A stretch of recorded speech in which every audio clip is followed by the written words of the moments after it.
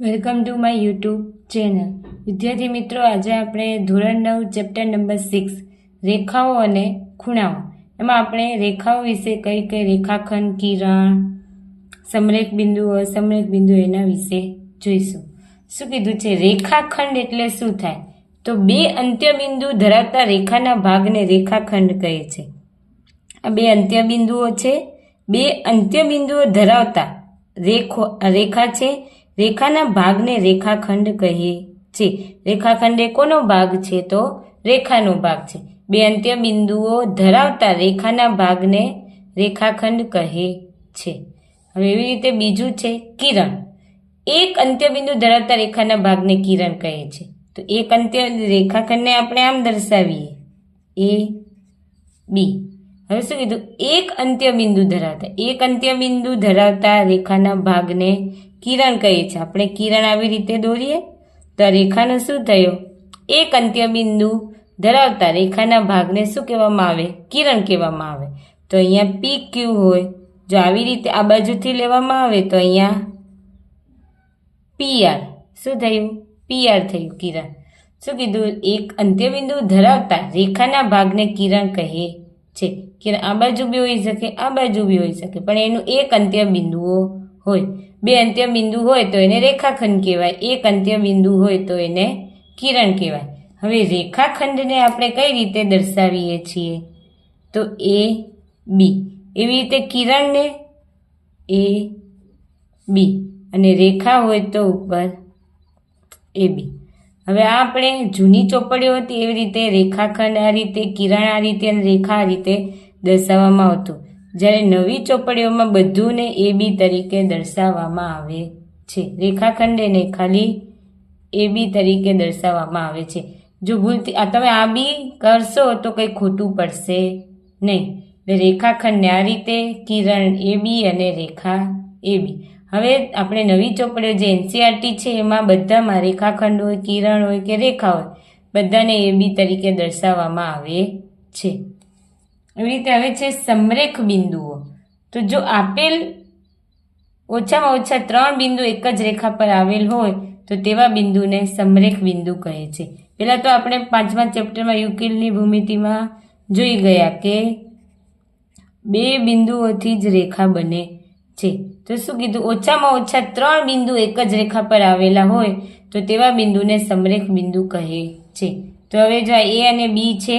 હવે સી અને ડી ઓછામાં ઓછા કેટલા જોઈએ? 3. 3થી વધારે હોય તો ચાલે. ક્યાં આવેલા હોય? એક જ રેખા પર. ક્યાં આવેલા હોય છે?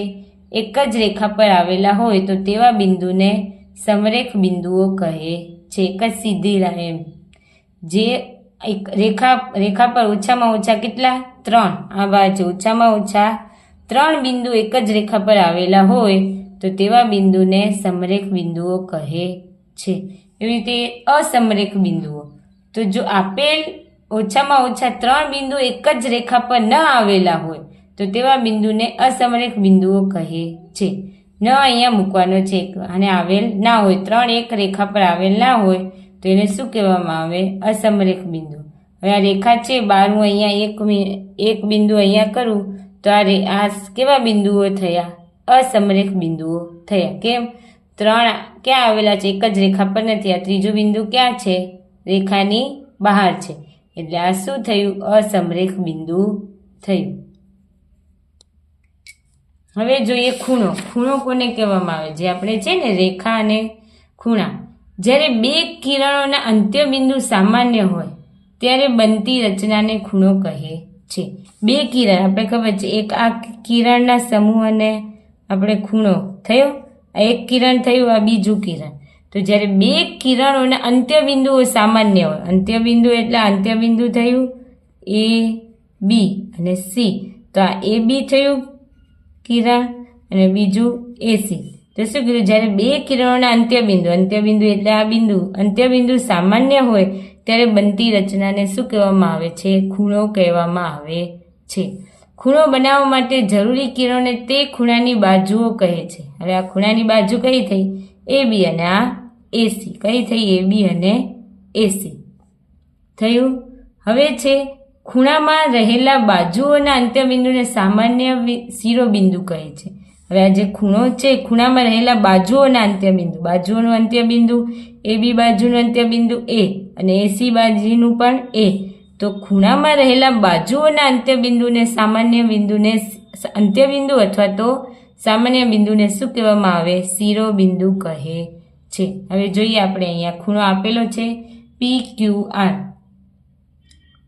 તેને આપણે ખૂણો કઈ રીતે લખીએ? ખૂણો દર્શાવવો હોય તો PQR. તો ખૂણો PQR અથવા તો RQP. RQP જે શિરોબિંદુ છે એ ક્યાં આવશે? વચ્ચે આવે. અથવા તો ખૂણો Q આવી રીતે પણ દર્શાવવામાં આવે છે. દર્શાવીએ છીએ. હવે એમની બાજુઓ કીધું હોય તો બાજુઓ કઈ થઈ? એક તો QR થયું ને, કિરણ QR અને કિરણ QP બાજુઓ થઈ અને એનું શિરોબિંદુ કયું થયું? તો જે એનું અંત્યબિંદુ છે એટલે એનું શિરોબિંદુ કયું છે? Q. તો Q શું થયું? એનું શિરોબિંદુ. એટલે હંમેશા જ્યાં ખૂણો દર્શાવવો હોય હંમેશા ક્યાં આવવું જોઈએ? વચ્ચે આવવું જોઈએ. ક્યાં આવવું જોઈએ? વચ્ચે. ખબર પડી? બે કિરણોના અંત્યબિંદુ સામાન્ય હોય ત્યારે બનતી રચનાને ખૂણો કહેવામાં આવે. ખૂણો પછી એની બે બાજુને ભુજ પણ કહેવામાં આવે. આ જે અંત્યબિંદુ હોય એને શું કહેવામાં આવે? શિરોબિંદુ. અને હંમેશા ખૂણો દર્શાવતી વખતે ક્યાં આવે છે? વચ્ચે. જો PQR તો Q ક્યાં આવ્યું? વચ્ચે આવ્યું. એવી રીતે RQP તો Q ક્યાં આવશે? વચ્ચે.